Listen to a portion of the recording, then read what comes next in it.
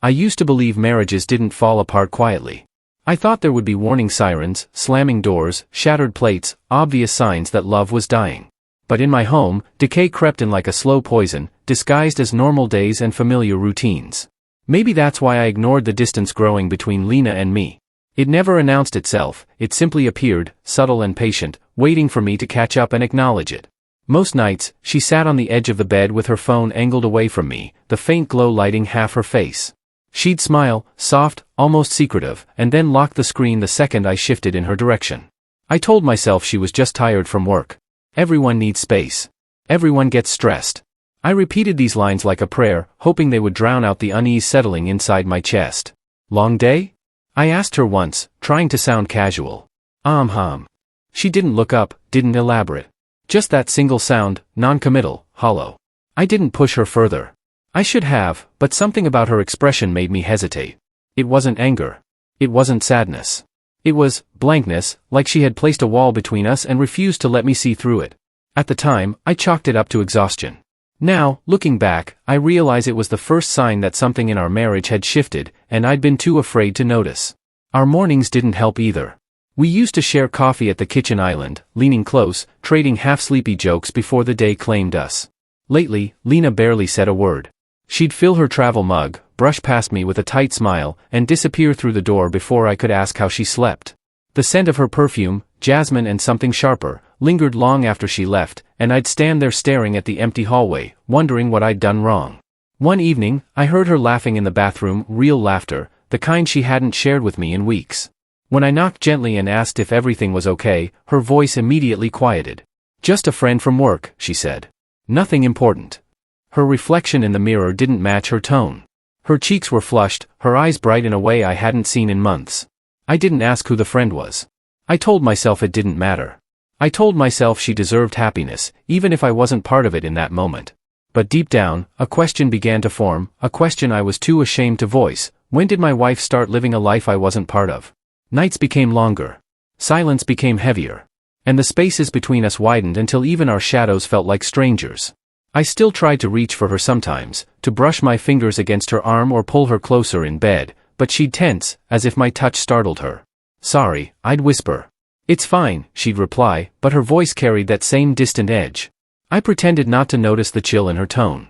I pretended not to see the way she avoided my eyes. Pretending was easier than confronting the possibility that our marriage was unraveling. Still, hope can be stubborn, and mine refused to die. I clung to the belief that this was temporary, a phase, a rough patch every couple goes through. I told myself that if I stayed patient, if I stayed gentle, things would return to normal. I didn't know then that what I felt wasn't stress or miscommunication, it was the beginning of something far darker, something already unfolding behind my back. If I had paid closer attention, maybe I would have seen the storm gathering. Maybe I would have prepared myself. But I trusted my marriage. And that was my first mistake. After weeks of pretending everything was fine, I finally admitted to myself that something in Lena had shifted in ways I couldn't ignore anymore. It wasn't only the silence now, it was the secrecy wrapped around her like a second skin. Every time her phone buzzed, she'd turn her body away instinctively, as if hiding a wound she didn't want me to see. The glow of the screen reflected against her face in quick flashes, each one slicing through the darkness of our bedroom like a warning. One night, I heard the vibrations before I saw the light. Lena slipped out of bed quietly, thinking I was asleep. I stayed still, listening to her footsteps fade into the hallway. When I followed a few minutes later, I found her in the living room with her back to me, whispering into the phone. "I told you, not now," she said in a low voice, sharp, strained, impatient. When she sensed me behind her, she flinched. "Who was that?" I asked gently. "Just a colleague. Late shift issue." She didn't meet my eyes. Her hand trembled slightly as she put the phone down. "A colleague. Late shift issue. At midnight." Whispering like she was hiding a sin. But I didn't argue. Fear held my tongue the way loyalty once did. The next morning, I noticed something else, her reflection. She stood at the bathroom mirror longer than usual, applying subtle makeup, touching her lips, smoothing her hair with a kind of nervous care. Lena never spent much time getting ready unless we were going out together.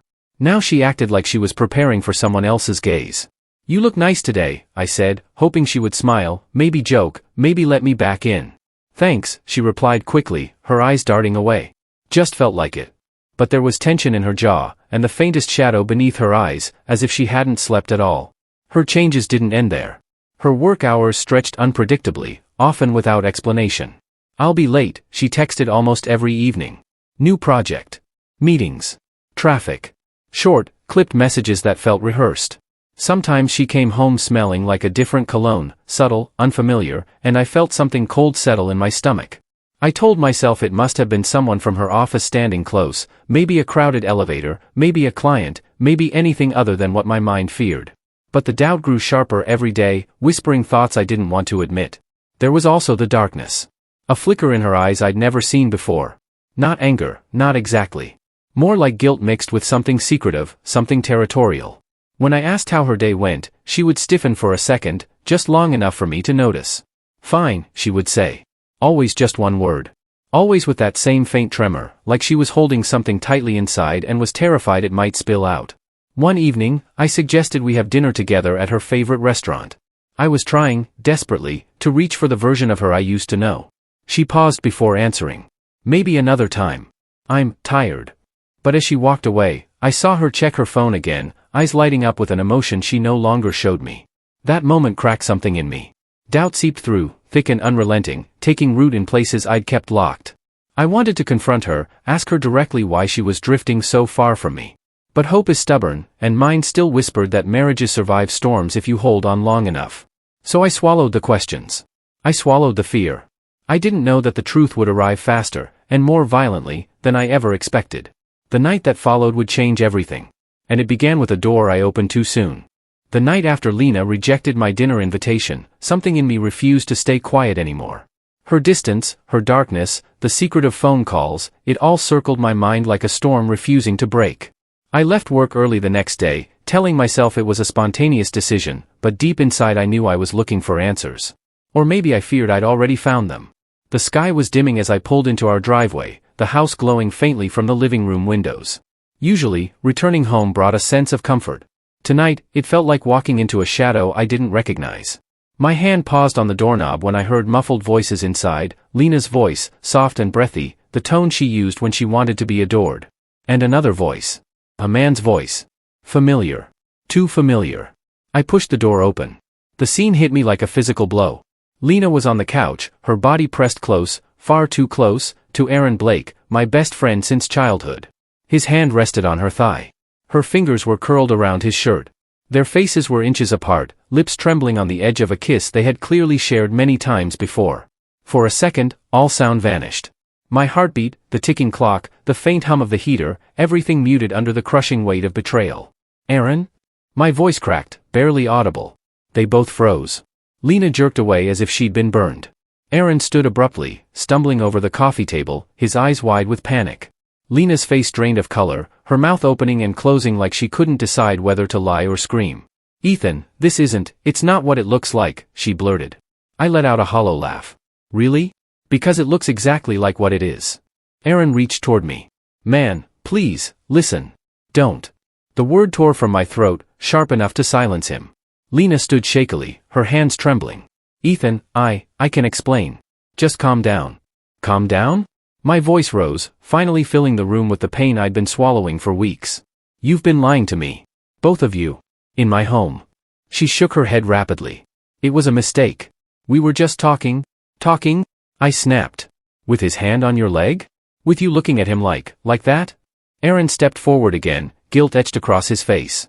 "I swear, it wasn't supposed to happen like this." "Oh," I said bitterly, "so it was supposed to happen." Lena flinched. The truth she hadn't intended to reveal slipped straight through Aaron's stupidity and landed right at my feet. She turned on him, eyes blazing. "Why would you say that?"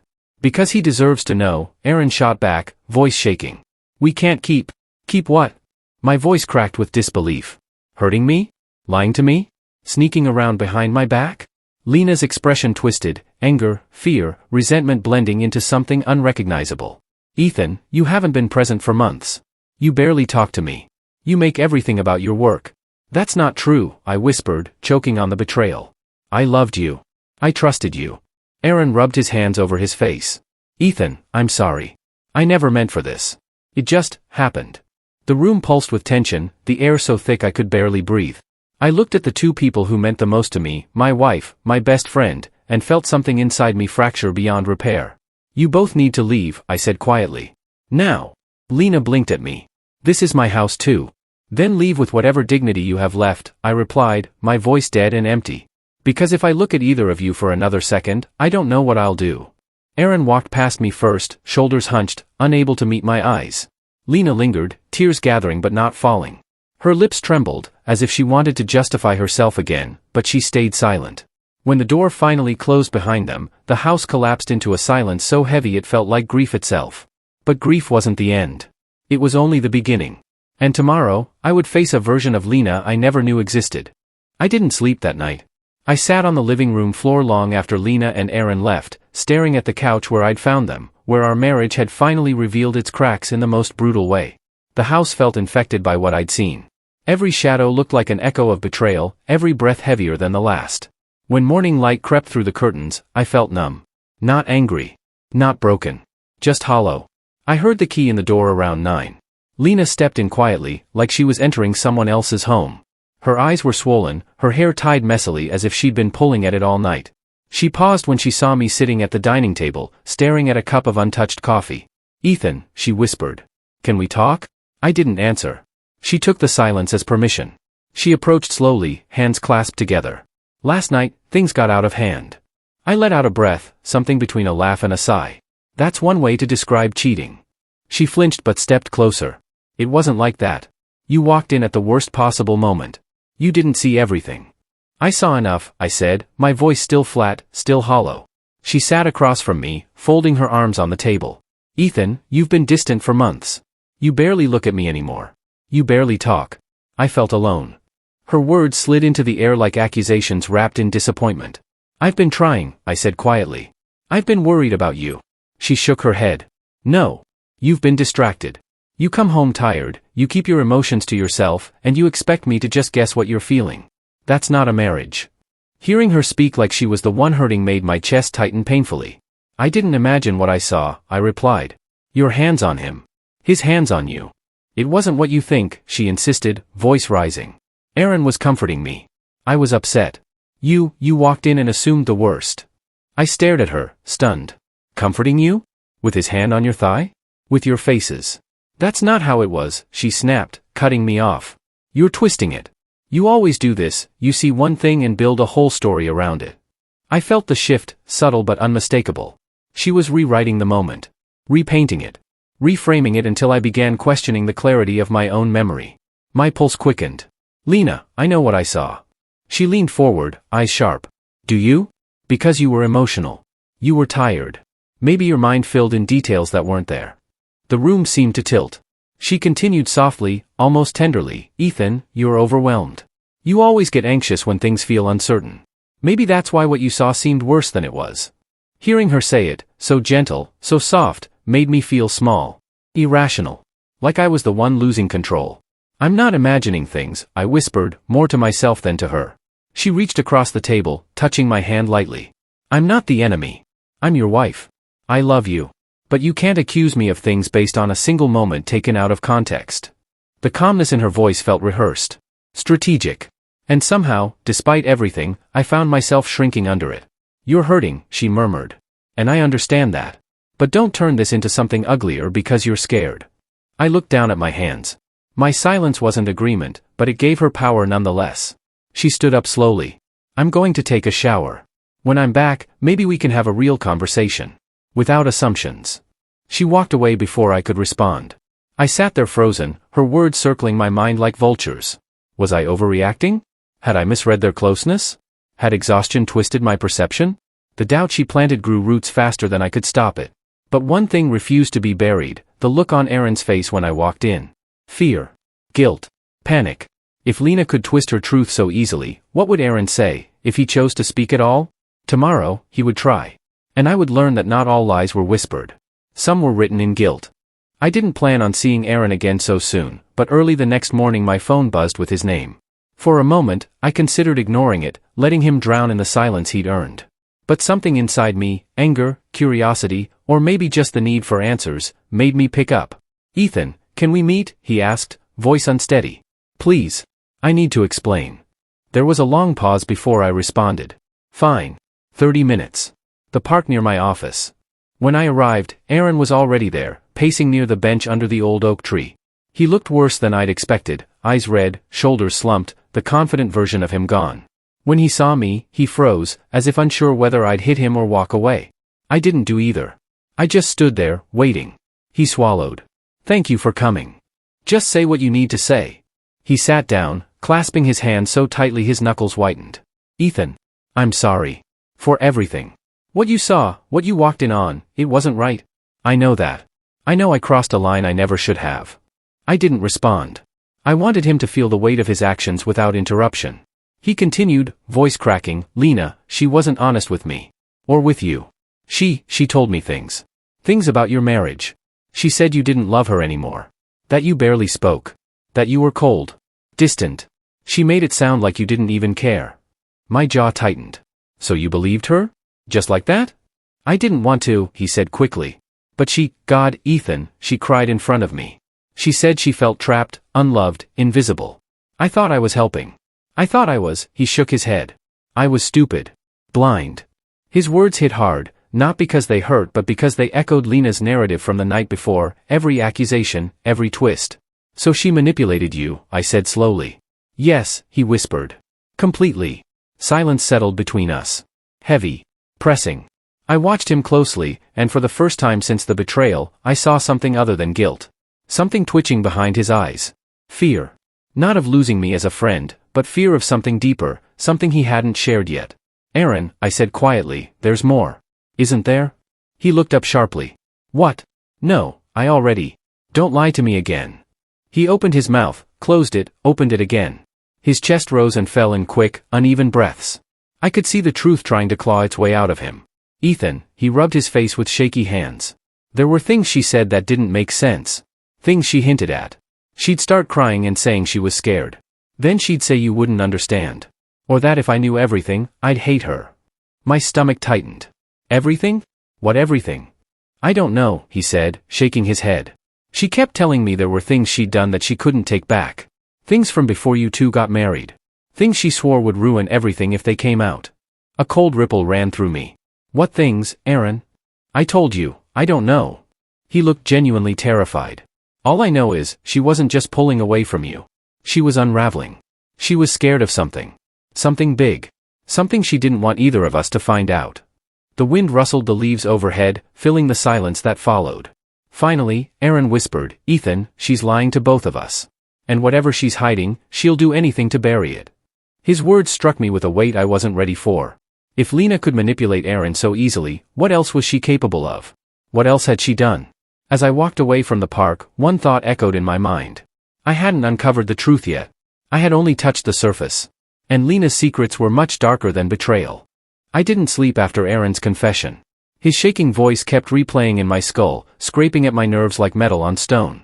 He had told me Lena manipulated him, twisted his emotions, made him believe I didn't love her anymore, but I couldn't shake the feeling that there was something he still wasn't saying. That fear followed me home like a shadow I couldn't outrun.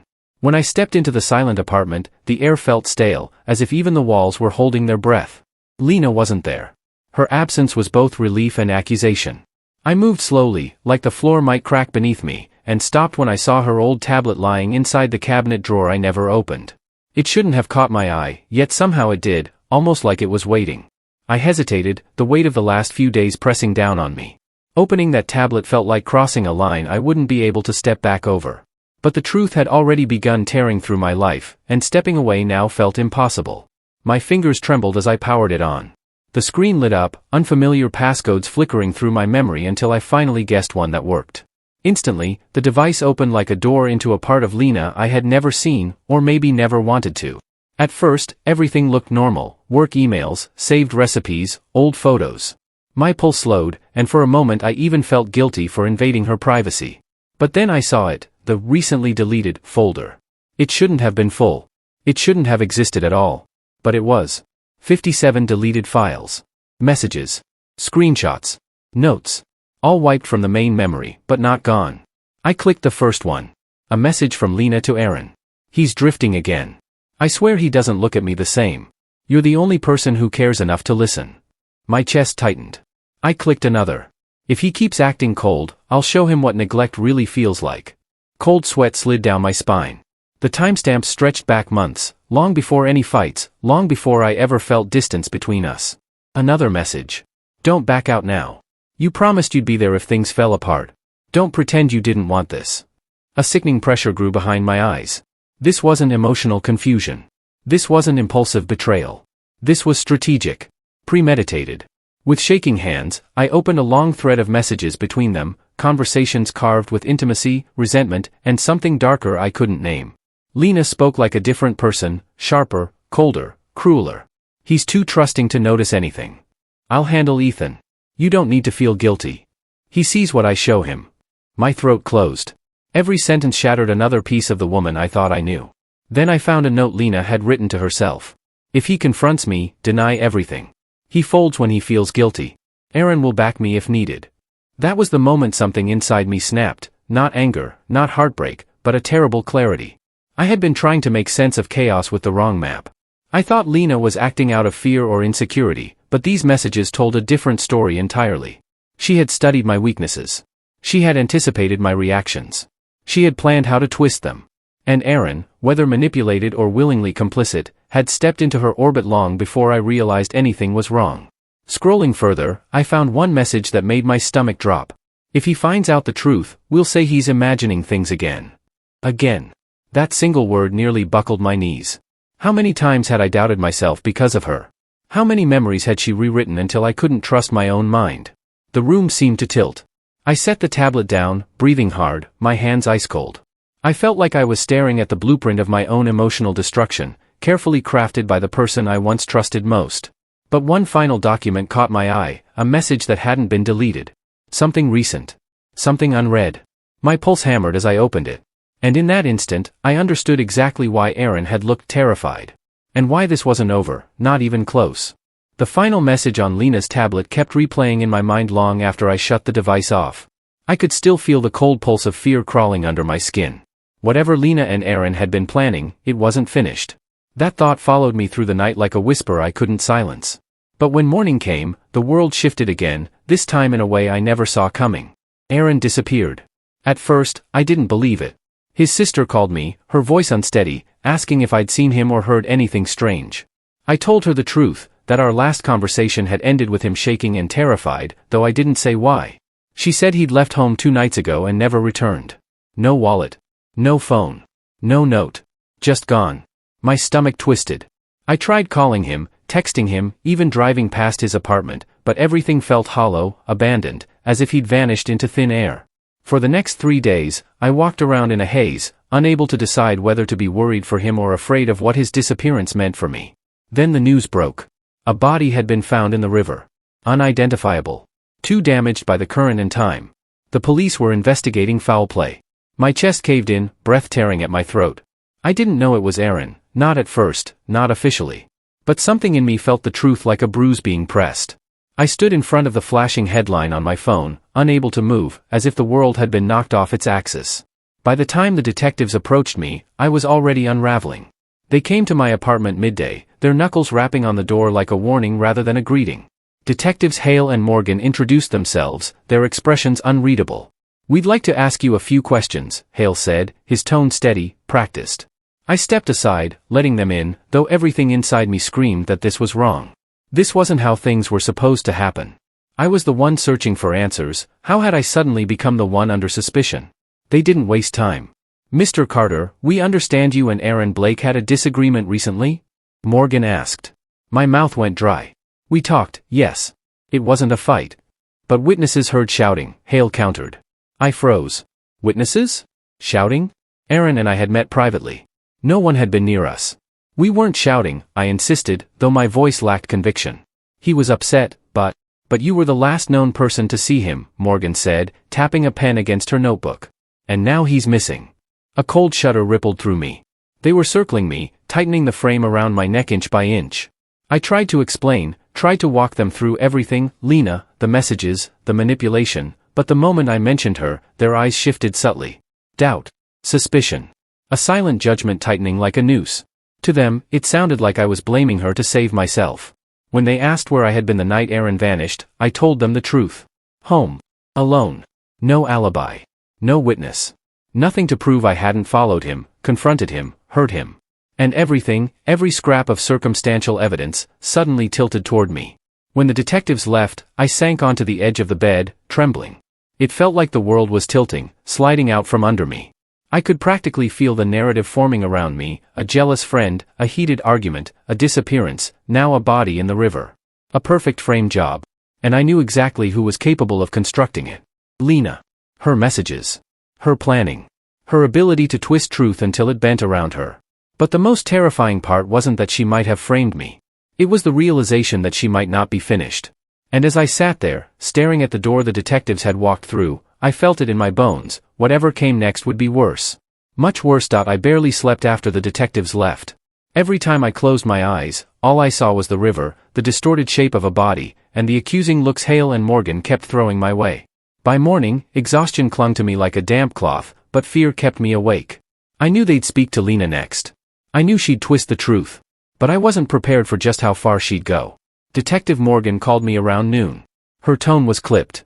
"Mr. Cole, we've spoken to your wife." My stomach clenched. "And?" "She painted a very different picture of your marriage." I pressed the phone tighter to my ear. "Meaning what?" "That you were controlling. Jealous. Prone to anger." I nearly dropped the phone. The shock was so sharp it felt like someone had struck me across the face. I forced a breath. "That's a lie." "She knows that's a lie." "We're aware this situation is complicated," Morgan replied, but there was a subtle shift in her voice, like she wasn't entirely convinced anymore. "We're verifying her claims." When she hung up, I sat in the silence of the living room, the air thick and stale. Lena wasn't just trying to distance herself from the investigation. She was actively crafting a story where I became the villain, the unhinged husband with a violent temper. It hurt more than finding her with Aaron. Because this was intentional. Calculated. Another step in a pattern I was only just beginning to recognize. By late afternoon, the detectives returned, not for me, but for the building. They canvassed the area, knocking on doors, asking questions. I kept my distance, pretending not to notice as I listened through the thin walls. It didn't take long for the first crack to appear in Lena's version of the truth. Our elderly neighbor, Mrs. Graham, lived across the hall and had a memory sharper than most people half her age. I heard her voice drift through the corridor. Oh yes, I heard loud arguing that day. But it wasn't Ethan. It was Lena and that other man. The one who visited her often. My heart hammered. "That was Aaron Blake?" Detective Hale asked. "Yes, that's him," she replied without hesitation. "They were shouting for a long time. Sounded nasty. Didn't hear Ethan's voice at all." A heavy silence followed, the kind that carries realization inside it. I imagined the detectives exchanging looks, reconsidering everything Lena had told them. More neighbors stepped forward. More pieces contradicted her narrative. One resident said Lena stormed out of the building that same evening, visibly shaken and muttering angrily into her phone. Another recalled seeing Aaron follow her earlier in the day, equally upset. Each statement chipped away at the wall she'd built. By the time the detectives knocked on my door again, their expressions had shifted, no longer cold and assessing, but tense, uncertain, almost wary. "Mr. Cole," Hale said, "we'd like to clarify a few details." I stepped aside, letting them in, my pulse pounding. As they questioned me, not with suspicion now, but with genuine curiosity, I realized something had changed in the investigation. Lena's story wasn't holding. Her lies were tearing at the seams. They asked about the messages I'd found, and this time, they didn't brush them off. They took notes. They asked follow-up questions. They looked at each other in a way that told me the case was shifting. When they finally left, the apartment felt different, less like a cage, more like a battleground where I'd finally managed to land a blow. But the victory was small. Temporary. Because if Lena felt the walls closing in on her, she wouldn't just sit silently and wait. She'd fight back. And when she did, I knew she would strike in ways I wasn't prepared for. Whatever came next, it would be war. The phone call from Detective Hale came late in the afternoon, and even before he spoke, I knew the weight of what he would say. My chest tightened, the room around me suddenly shrinking. Every detail of the last few weeks, the stolen glances, the whispered lies, the betrayal, the disappearing Aaron, pressed on me like stones. "Mr. Cole," Hale said, his voice steady but serious, "the forensic report is complete. We have some important information regarding Aaron Blake's death." I braced myself. "He died before entering the river," he continued. "The cause of death is blunt force trauma to the head. We also recovered the object used, consistent with a heavy, blunt implement found in your home." My stomach dropped. My own home. The place I trusted, the place where I had believed my marriage would be safe. My mind raced. How could this be? And yet, the realization was inevitable. Lena. She's done this, I whispered, barely audible even to myself. We're still investigating all possibilities, Hale said. But we wanted to inform you before proceeding further. The call ended, leaving me suspended in a frozen fog of disbelief, anger, and growing dread. Every lie Lena had spun, every manipulation she had carried out, it all began to converge in my mind, forming a picture so dark and deliberate that it made my blood run cold. I didn't have to think long before I knew what I had to do. I found her in the kitchen, pouring coffee with her back to me, humming a tune that now sounded sinister. I stood in the doorway for a moment, letting the silence stretch, letting her sense the storm gathering before I spoke. Lena, I said, my voice low and deliberate. We need to talk. Now. She turned slowly, a soft smile plastered on her face, eyes wide and careful, the kind of smile that had once comforted me but now felt like a warning. Ethan, you sound upset. Upset? I echoed, stepping closer. Upset is finding out your best friend is dead and realizing you killed him. Upset is seeing your lies everywhere, feeling every manipulation, every whisper, every hidden message. Her smile faltered, just a fraction, but enough for me to see it. You don't know what you're saying, she replied, voice tight, careful. I do, I said, voice rising slightly. The forensics confirm it. Aaron died before the river. And the weapon? Found inside our home. How do you explain that? Her hands shook, the mug trembling in her fingers. I don't know what you mean. The mask I had once adored, perfect, calm, untouchable, finally cracked. Her eyes widened, darting toward the counter, the sink, any possible escape, before locking back on mine. Fear surged over her features, raw and unpolished. I didn't mean, she started, voice quivering, failing to finish. I stepped closer, my chest tightening as fury and sorrow collided. Every lie you told, every story you twisted, every manipulation, it's all here. Every message. Every detail. And now this. Do you understand? There's nowhere to hide. Tears streamed down her face, not out of remorse, but panic. Her carefully constructed world, the narrative where she could deflect guilt, shift blame, control perception, was crumbling under the weight of truth. I stood over her, silent, watching the fear consume her. She had underestimated me. She had believed her lies could shield her. But fear had a way of breaking even the most meticulous plans. She whispered something incoherent, shaking, pleading. Her voice cracked like glass under pressure. For the first time, I didn't feel betrayed. I felt the final clarity of seeing the woman I thought I knew, exposed in her full, terrifying reality. And I knew, in that moment, that the next step, justice, consequences, everything we had avoided facing, was unavoidable. The storm Lena had built had finally collapsed. And the aftermath would be unavoidable. The apartment was silent except for the shallow, uneven breaths Lena tried to disguise as normal.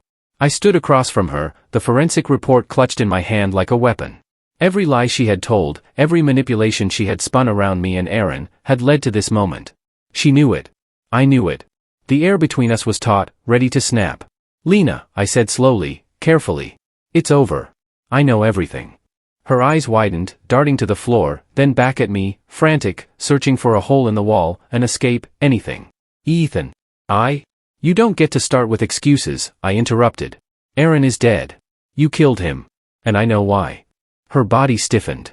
For a moment, she seemed to shrink into herself, smaller than I remembered. Her hands fidgeted with the hem of her sweater, twisting and wringing it like it could disappear her sins. I didn't mean, it was an accident, she said, voice low, shaky. I wanted to leave you. I didn't know what else to do. Leave me. I repeated, disbelief and fury climbing together. You manipulated him, lied to him, and then, you killed him? She flinched at the sound of my voice, but then something broke in her expression, fear, desperation, the carefully maintained composure finally slipping. I panicked. I thought he was going to tell. He was going to tell everything about me, about what I'd done, all the lies, all of it. Her voice cracked, trembling, on the edge of hysteria. She sank onto the couch, pulling her knees close. Her hands trembled, and a single sob escaped before she could stop it. I never wanted him dead, she whispered, rocking slightly. I didn't want anyone to know. Not you, not him, not anyone. I thought I could fix it, but it got worse, Ethan. It all got worse. I felt my stomach twist, the words hitting me with the weight of steel. Her confession was chilling, clinical at first, then unraveling into something human, but dangerous, unstable, and raw. You lied to me every day, I said quietly, voice low but sharp. You destroyed everything we had. You ruined him, ruined me, and almost ruined yourself. Her head fell into her hands, sobs rising uncontrollably now. I didn't mean. I never. I loved you. I loved you, but I was scared. I didn't know how to stop. I couldn't stop. Her voice became jagged, fragmented sentences spilling out without pause. I planned to leave. I couldn't face you. I couldn't face the truth, he was going to ruin me. I didn't mean to. I didn't mean.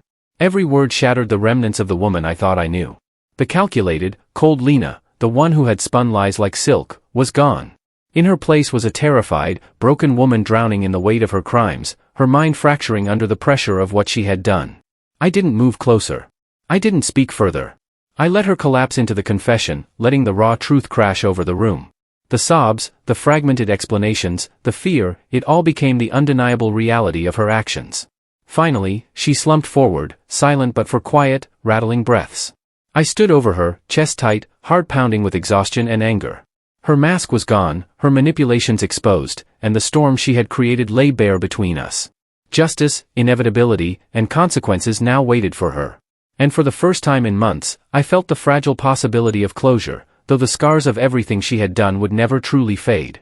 The sound of the handcuffs clicking around Lena's wrists echoed in my ears long after the police car drove away. I watched her being led out of our apartment building, her face streaked with tears, lips trembling, a mixture of fear and disbelief etched in every line. She didn't look like the woman I married. She didn't look like the woman I had trusted with everything. She looked small, broken, dangerous. I remained in the apartment for a long time afterward, staring at the empty spaces she had left behind, the coffee mugs on the counter, the books she had scattered on the shelves, the faint scent of her perfume lingering in the air like a ghost. I felt hollow, as if the walls themselves had absorbed the echoes of every lie, every secret, every manipulation she had wove so carefully over the years. The police had done their job efficiently. Statements were taken, evidence catalogued, photographs snapped. But I couldn't escape the knowledge that no one could reconstruct what had happened in my heart, in my mind, in the spaces between us where she had lived and schemed. As I stood in the living room, the sunlight slanting through the curtains, I realized something harsh and undeniable. The murder, the disappearance, the lies, it had been the culmination of months, years even, of a marriage that had been dying silently. I had refused to see it. I had ignored the signs, the distance, the coldness, the guarded expressions, the little manipulations that had made me doubt myself. I had clung to hope like a lifeline while the bond between us eroded from within. I walked to the bedroom, now empty, and touched the bed where we had once shared everything. The warmth of memory collided with the chill of reality. I remembered laughter that had felt sincere, the tender nights we had held each other close, the promises whispered in the dark. And I realized, painfully, that those moments had been fading long before Aaron, long before the murder, long before I even suspected the depth of her deceit. Love had become a weapon. It wasn't a sudden transformation, but a slow, corrosive one.